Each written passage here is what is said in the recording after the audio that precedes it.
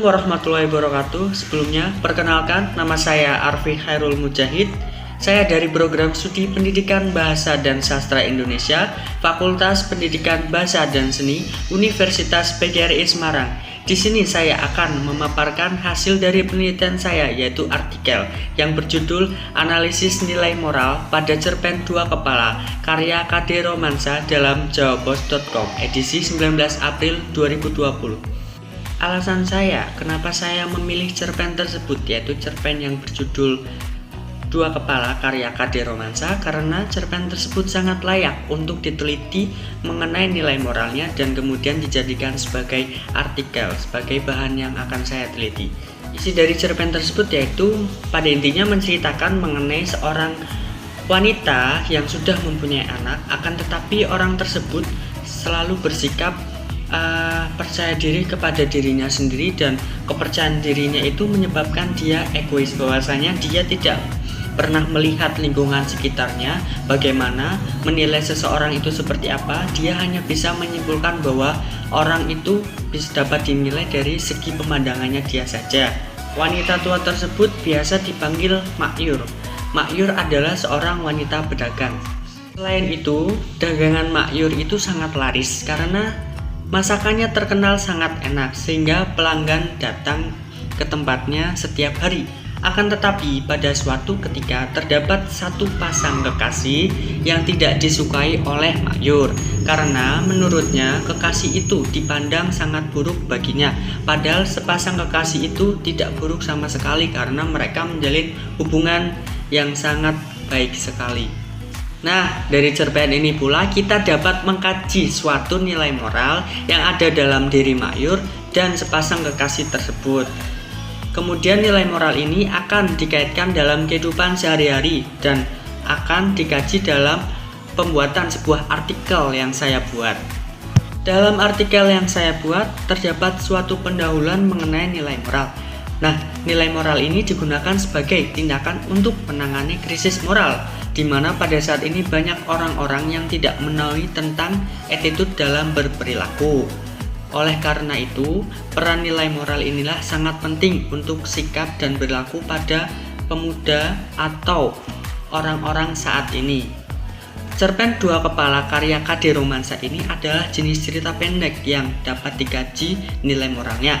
Melalui cerpen ini ada beberapa contoh nilai moral yang dapat dikaji dan diterapkan dalam kehidupan sehari-hari tentunya. Maka tujuan penelitian ini adalah mendeskripsikan nilai moral antara hubungan manusia dengan Tuhan dalam cerpen Dua Kepala karya KD Romansa, mendeskripsikan hubungan nilai moral manusia terhadap manusia dalam cerpen Dua Kepala karya KD Romansa, dan mendeskripsikan bagaimana hubungan nilai moral terhadap manusia dengan dirinya sendiri dalam cerpen Dua Kepala karya KD Romansa. Yang kedua yaitu metode. Metode yang digunakan dalam penelitian ini yaitu metode penelitian sosiologi sastra, di mana sosiologi sastra adalah cabang penelitian sastra yang bersifat reflektif. Dikatakan reflektif karena sosiologi sastra ini berkaitan dengan suatu kehidupan nyata. Dan yang ketiga yaitu pembahasan dan analisis data. Karya sastra memiliki peran yang sangat penting dan tinggi dalam sebuah kehidupan. Dengan adanya karya sastra tentunya dapat ditinjau melalui apresiasi sastra itu sendiri. Sementara itu, dalam karya sastra terdapat nilai yang sangat tinggi. Nilai itu adalah nilai moral. Seperti yang dikatakan oleh Nurgiantoro, mengartikan nilai moral yaitu sesuatu yang ingin disampaikan oleh pengarang kepada pembaca, yang merupakan makna yang terkandung dalam sebuah karya sastra dan makna yang disarankan lewat cerita. Jenis atau wujud pesan moral yang terdapat dalam karya sastra dikemas secara beragam. Hal itu mencakup seluruh persoalan hidup, seluruh persoalan yang mencakup harkat dan martabat manusia.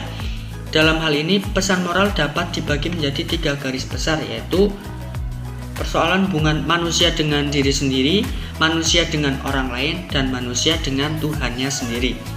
Nah, poin yang pertama yaitu mengenai nilai moral dalam hubungan manusia dengan Tuhannya sendiri. Yang utama, ibadah. Ibadah adalah salah satu contoh penerapan nilai moral terhadap Tuhan yang dilakukan oleh manusia dalam kehidupan sehari-hari. Ibadah sendiri merupakan suatu cara untuk mendekatkan diri kepada Tuhan dengan tujuan untuk melaksanakan perintah-perintah yang diberikan oleh Tuhan. Hal ini dapat diketahui dalam kutipan sebagai berikut. Cucu pertama saya dari anak kedua berjenis kelamin perempuan, begitupun dengan cucu kedua saya. Saya sering menasehati anak saya supaya cucu saya sering didengarkan lantunan ayat suci Al-Quran kelak menjadi cucu yang solihah. Kutipan tersebut merupakan suatu kutipan yang menunjukkan adanya nilai moral, yaitu berkaitan dengan hubungan manusia dengan Tuhannya. Kemudian ada beriman. Iman adalah suatu kepercayaan yang dimiliki oleh manusia. Sebagai makhluk hidup yang beragama, pastinya sudah tentu memiliki iman kepada Tuhannya masing-masing. Seperti dalam cerpen ini, terdapat hal-hal yang mengajarkan manusia untuk beriman kepada Tuhan selaku Sang Pencipta. Makyur sebagai seorang yang beragama dan memiliki moralitas agama, dalam cerpen ini menunjukkan bahwa Makyur memasukkan cucu-cucunya ke langgar atau musola untuk mengaji dan menyekolahkan ke madrasah. Tentunya hal tersebut berkaitan dengan keimanan seseorang, seperti pada kutipan berikut. Memasukkan mereka ke langgar untuk mengaji, menyekolahkan mereka di madrasah, dan mendidik mereka dengan ajaran Islam yang taat agar hidup mereka kelak tidak keblasak. Kemudian, poin kedua yaitu nilai moral hubungan manusia dengan manusia lain. Pada penjabaran kedua tentang nilai moral ini, kali ini yang akan dibahas mengenai hubungan manusia dengan manusia yang lain. Hubungan itu dalam Islam kita kenal sebagai istilah hablum minanas. Hubungan searah antara manusia dengan manusia perlu kita jaga agar agama benar-benar menjadi rahmat bagi semuanya. Jadi hablum minanas adalah hubungan secara datar manusia. Menurut Kusuma dan kawan-kawan, pada tahun 2011 halaman 11 mengkategorikan jenis hubungan nilai moral dengan manusia lain, diantaranya adalah senang membantu, toleransi, murah senyum, pemurah, kooperatif, mampu bekerja sama, komunikatif, amar ma'ruf, nahi munkar, peduli, dan adil. Pertama yaitu nahi munkar. Nahi munkar adalah sikap atau suatu perilaku berprasangka terhadap suatu keburukan. Seperti pada cerita pendek ini yang memperlihatkan Makyur menjadi seseorang yang berprasangka buruk karena atas pengetahuan ia yang begitu dangkal dan belum mengetahui latar belakang sepasang kekasih tersebut. Seperti pada kutipan berikut.